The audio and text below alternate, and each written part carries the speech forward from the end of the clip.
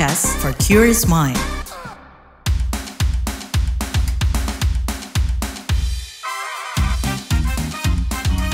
Kamu lagi dengerin podcast What's Trending.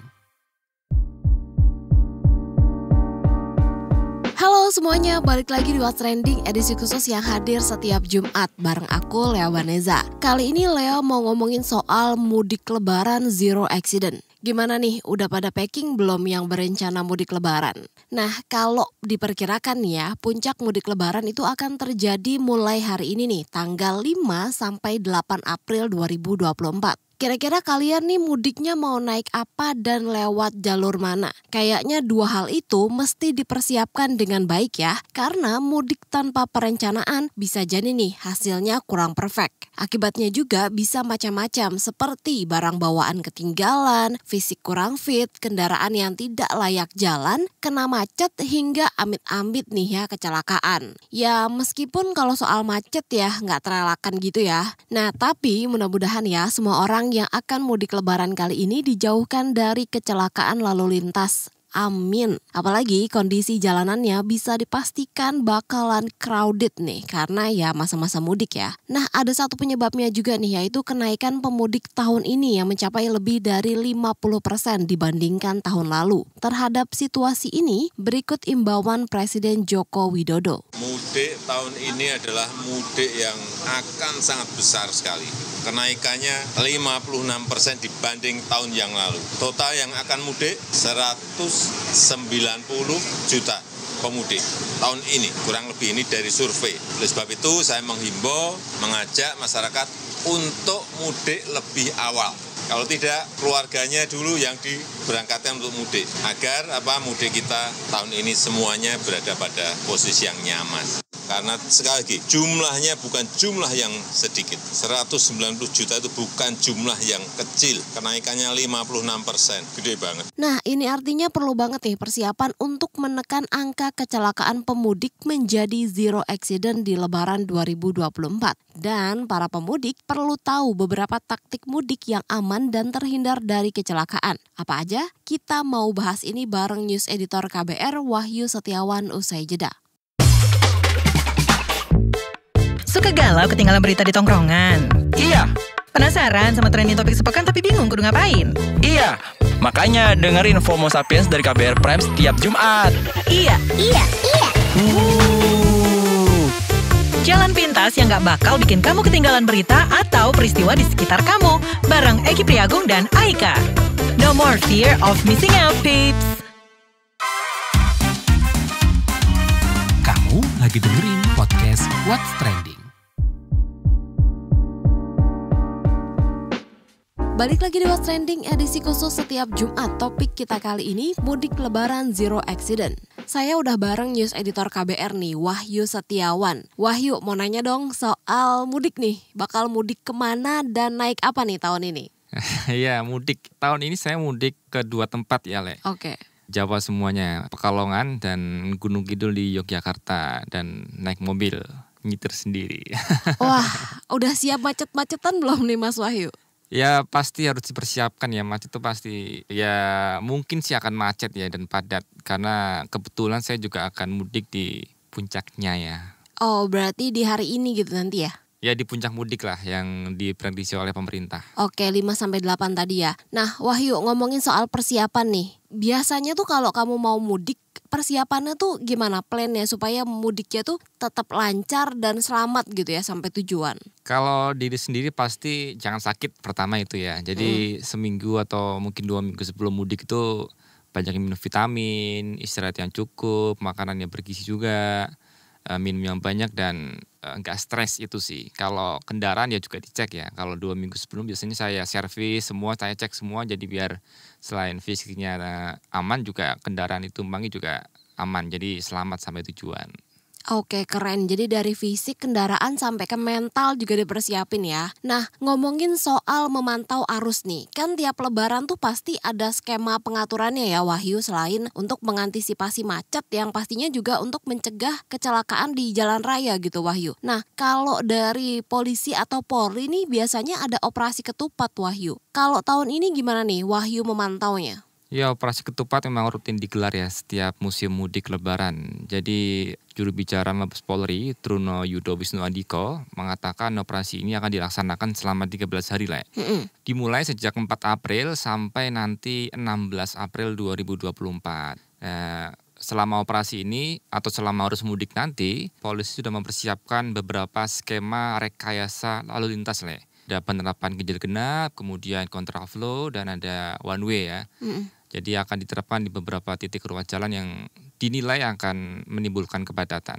Nah, di mana aja ruas yang bakal diterapkan rekayasa lalu lintas itu? Nah, buat yang mau tancap gas lewat jalur darat, penting nih buat tahu infonya yang disampaikan oleh juru bicara Mabes Polri, Truno Yudo Wisnu Andiko. Dalam surat keputusan bersama juga, pelaksanaan ganjil genap berlaku dari 5 April sampai dengan 16 April 2024 di sejumlah ruas jalan antara lain. Pertama, pada tanggal 5 hingga 7 April 2024 pukul 24.00 waktu Indonesia bagian Barat dari kilometer 0 jalan tol ruas dalam kota Jakarta sampai dengan kilometer 414 ruas jalan tol Semarang Batang.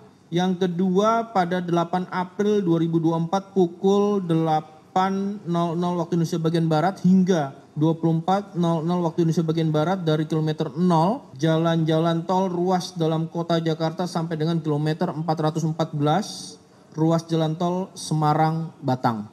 Nah Wahyu, ngomongin soal ganjil genap ini kan udah pernah ya dijalankan di mudik tahun lalu. Apakah cukup oke gitu pengaturan ini? Kalau saya pribadi sih menilai yang belum cukup oke ya tahun lalu, karena belum seketat ini. Maksudnya memang kalau tahun ini kan ada tilang elektronik ya, jadi yang tidak sesuai dengan tanggalnya itu akan dikenakan tilang elektronik. Tahun ini akan diterapkan seperti itu. Nah, Direktur Eksekutif Institut Studi Transportasi atau Instran, Dedi Herlambang menilai skema ganjil genap ini cocok nih diterapkan di arus mudik tahun ini. Yang puncaknya diperkirakan akan terjadi mulai Jumat malam ini. Nah, mereka bisa berbondong-bondong pulang bersama hari Jumat malam, sehabis buka atau sehabis sahur kalau pagi. Ya, jadi memang nanti kumpulnya di antara Jumat atau di Sabtu. Tetapi kalau ada ganjil genap, nah mereka tentunya akan pulang sesuai dengan kalender waktu yang ada. Kalau tanggal itu ganjil, ya hanya plat nomor mobil ganjil yang pulang. Berarti besok gantian yang genap. Tapi kalau tidak ada pembagian begitu, ya otomatis entah itu ganjil atau genap ya dipulang di satu titik tanggal yang sama, itu akan mencapai puncak. Nah Wahyu, ganjil genap itu kan buat ngatur load di jalan raya gitu ya. Karena kan kalau ada peningkatan pengguna jalan maka potensi kecelakaannya bisa dibilang akan ikut membesar juga gitu ya. Ya benar, memang itu perlu kita sadari bersama ya Le. Dan waspadai ya potensi kecelakaan selama arus mudik ini. Kita lihat deh, angka kecelakaan saat mudik Lebaran itu masih tinggi banget. Tahun lalu, berdasarkan hasil evaluasi di tahun 2023, itu angka kecelakaannya mencapai 1.457. Nah, dari angka itu memang didominasi di jalur non-tol ya. Sebanyak 1.436 kasus terjadi di jalan non-tol, sementara yang di jalur tol sebanyak 21 kasus. Oke, perbandingannya cukup jauh ya. Nah, kalau dari korbannya sendiri gimana Wahyu? Dari angka itu kecelakaan yang ada di jalur non-tol emang mendominasi ya. Sebanyak 1.436 itu terjadi di jalur non-tol. Sementara kecelakaan yang di jalur tol sebanyak 21 kasus. Nah, kasus kecelakaan dalam arus mudik Lebaran tahun lalu itu menyebabkan 189 orang meninggal ya. Nah, untuk korban lukanya lebih banyak lagi ya, mencapai lebih dari 2.000 orang. Itu berat maupun ringan ya. Meskipun nih kalau dari statistik yang dihimpun oleh Mabes Polri, angka ini cukup menurun dibanding tahun-tahun sebelumnya. Namun jangan sampai nih, momen Lebaran tahun ini yang harusnya menjadi momen penuh kebahagiaan berkumpul bersama keluarga malah jadi petaka. Nah Wahyu, dari tingginya kasus kecelakaan di masa mudik Lebaran yang tadi kamu sampaikan di 2023 gitu, ada nggak sih catatan dari pakar transportasi Dede Herlambang tadi yang memantau terkait korban kecelakaan tertinggi itu pengguna kendaraan umum atau pribadi gitu Wahyu? Ya memang kalau statistik banyakkan motor ya Ale ya. Ini pengamat transportasi Dede Herlambang memaparkan catatannya. Catatan saya tertinggi itu sampai 500 orang meninggal dunia itu H-7, H+7 itu ketika Lebaran di tahun 2018. Itu mungkin itu kita masih belum bicara mengenai masalah yang cacat ya, masih cacat, tapi kita juga harus berhati-hati juga dengan kecelakaan di sini, karena kecelakaan itu memang 70-80% disebabkan oleh kendaraan bermotor, kendaraan roda 2 maksudnya. Kalau untuk mobil itu jarang. Yaitu 70-80% itu kecelakaan itu disebabkan pemicunya itu adalah sepeda motor roda 2 ya. 70-80%. Makanya korban kecelakaan juga paling banyak juga di pemotor, di pengendara roda 2. Walaupun ada mobil pun, kendaraan kecelakaan pasti di situ ada satu dua motor terlibat, atau motor dengan motor terlibat itu ya. Kalau mobil dengan mobil sangat jarang terjadi. Ya memang sepeda motor mendominasi ya untuk angka kecelakaan. Meski begitu, hati-hati juga ya yang mau mudik pakai transportasi umum. Pasalnya, Direktur Angkutan Badan Pengelola Transportasi Jabodetabek atau BPTJ Kementerian Perhubungan, Tatan Rustandi, mengungkap hasil prarem cek yang belum begitu oke. Jadi prarem cek ini adalah pemeriksaan atau inspeksi yang dilakukan terhadap kendaraan-kendaraan umum. Oke. Nah, kata dia sejak tanggal 13 hingga 19 Maret lalu, itu BPTJ telah melaksanakan kegiatan prarem cek gabungan nih bersama dengan Dinas Perhubungan se-Jabodetabek. Kegiatan itu dilaksanakan di Terminal Bus Akap dan AKDP serta di Pool Bus Pariwisata.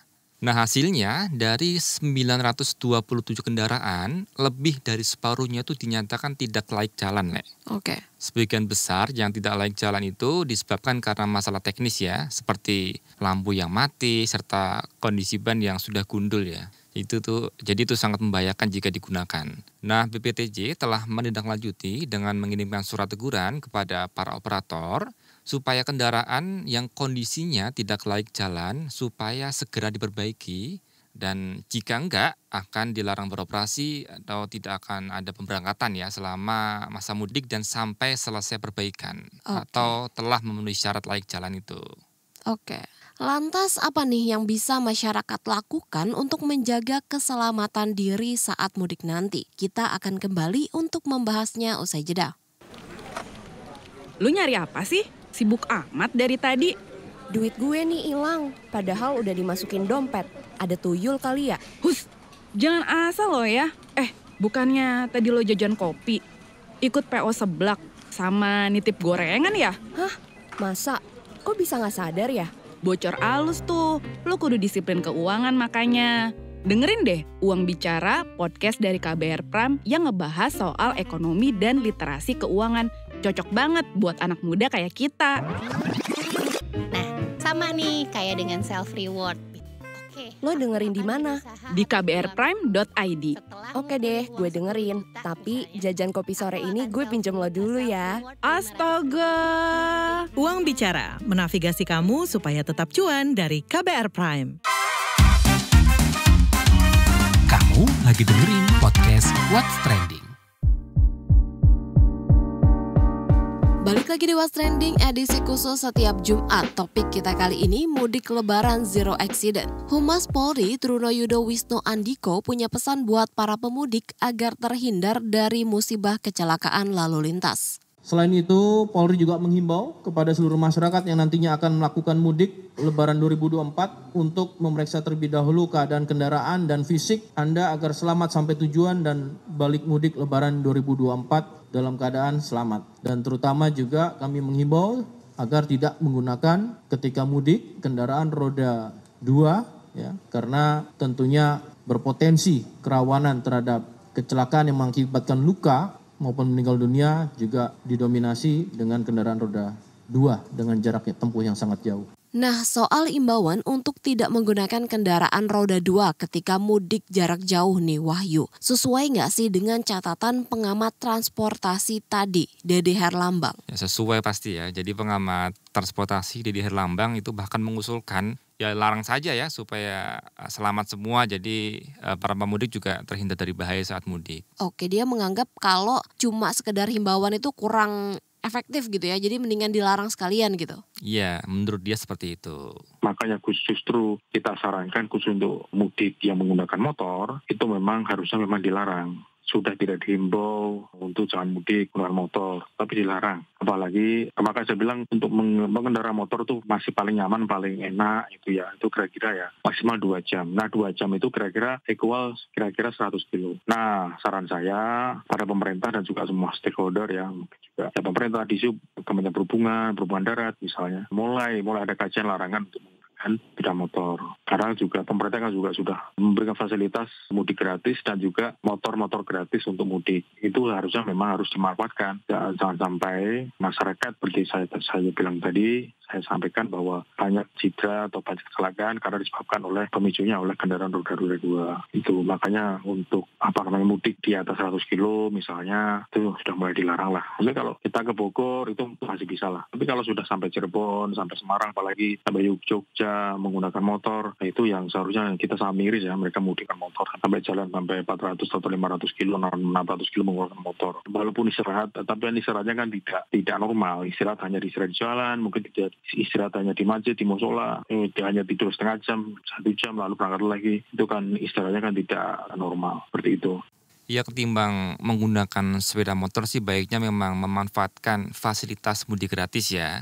Jadi Menteri Perhubungan Budi Karya Sumadi mengklaim sudah menyiapkan nih program mudik gratis. Lalu seperti tahun yang lalu saya juga mengimbau kiranya sepeda motor tidak digunakan ya karena memang sangat berbahaya dengan segala kerendahan hati, dan kami juga menyediakan mudik dengan kereta api maupun dengan darat ya, dan PT KAI juga menyediakan, jadi banyak yang dilakukan. Program mudik gratis yang diselenggarakan oleh Kemenhub ini tersedia melalui berbagai moda ya, dari darat, laut, dan kereta api. Nah, kalau kuotanya sendiri gimana nih Wahyu? Yang saya baca untuk jalur darat tuh ada program mudik gratis sepeda motor dengan bus dan truk. Jadi tersedia 722 unit bus untuk 30.000 lebih penumpang.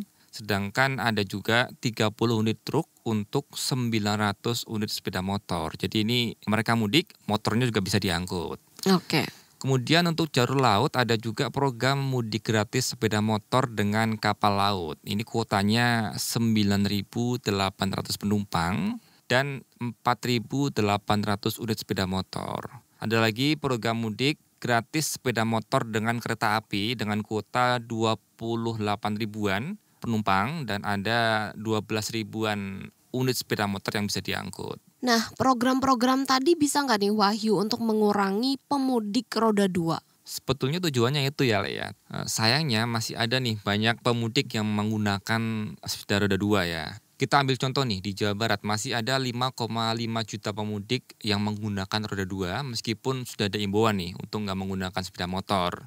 Kepala Bidang Angkutan Darat Dinas Perhubungan Jawa Barat Agus Didik juga mengimbau para pemudik roda 2 yang kekeh tidak beralih ke transportasi lain untuk melakukan perjalanannya di pagi hari. Kalaupun menggunakan kendaraan roda 2 dan kita juga sudah berkoordinasi dengan BMKG karena bagaimanapun ini masih akan ada situasi yang potensi rawan cuacanya gitu, mungkin akan hujan dan seterusnya, maka BMKG menyarankan untuk kalau apabila menggunakan kendaraan R2 itu pagi berangkatnya, bukan di siang atau sore hari gitu. Padahal menurut Agus nih ya, secara keseluruhan kapasitas armada transportasi di Jawa Barat cukup untuk menampung pemudik, Le, termasuk saat puncak arus mudik dan balik nanti. Nah, setelah pengguna motor, pemudik dengan mobil pribadi berada di urutan kedua, mencapai 4,5 juta, lalu disusul pengguna kereta api. Itu di Jawa Barat ya. Ya. Nah, semoga diikuti ya Wahyu imbauan tersebut. Terakhir nih, ada nggak titik rawan yang mungkin perlu diwaspadai dan dihindari selama mudik nih Wahyu?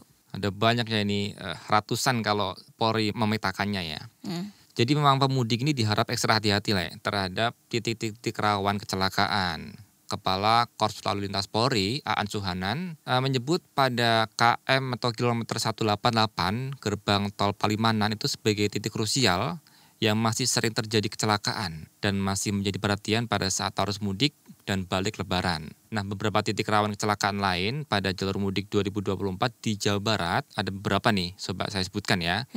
Ada Ciloto, Cianjur, Cisarua Bogor, kemudian kilometer 70 di tol Cipularang, jalur Pantura kilometer 98 itu di Indramayu ya. Kemudian Nagrek di Kabupaten Bandung. Nah di Jawa Tengah nih, Dinas Perhubungan Jawa Tengah mengungkap ada titik rawan kecelakaan dan kemacetan, antara lain lokasi Pasar Tumpah, jalur persimpangan, daerah turunan dan kawasan wisata. Ini saya sebut ya beberapa di antaranya ya. Ada di turunan daerah Bayeman di Purbalingga, kemudian Simpang Kretek di Wonosobo, kemudian ada objek wisata Bandungan nih di Kabupaten Semarang, exit tol Ceper Kabupaten Klaten, kemudian exit tol fungsional Solo Jogja. Di Jawa Timur nih, Dirlantas Polda Jatim, Komarudin mengatakan ada hampir 40 lah titik rawan kecelakaan ya. Nggak hanya di dalam kota nih, tapi di dalam tol hingga arteri maupun persimpangan atau perbatasan daerah ya. Ini saya juga sebut nih, ada beberapa. Ada Jalan Ahmad Yani, frontier sisi barat Surabaya, kemudian Jalan Raya Krikilan, itu di Kecamatan Driorejo Gresik, kemudian ada Jalan Raya Desa Bakung Temanggungan, Balong Bendo Sidoarjo, kemudian Jalan Raya Kediri, jurusan Nganjuk, ini ada di Banyakan, Grogol, dan Tarokan ya, dan beberapa lainnya. Itu beberapa di antaranya ya, masih ada sih beberapa lainnya yang patut diwaspadai. Nah, kalian sendiri udah siap belum mewujudkan mudik lebaran yang zero accident pada tahun ini? Kalian juga bisa loh berbagi kiat melakukan perjalanan mudik yang aman. Silahkan ketik di kolom komentar yang tersedia di platform mendengarkan podcast kesayangan kamu. What's Trending hadir di KBR Prime, Spotify, dan Noise. Demikian What's Trending edisi Jumat, saya Lea Baneza dan News Editor Wahyu Setiawan pamit. Sampai jumpa pekan depan. Selamat Lebaran. Selamat mudik.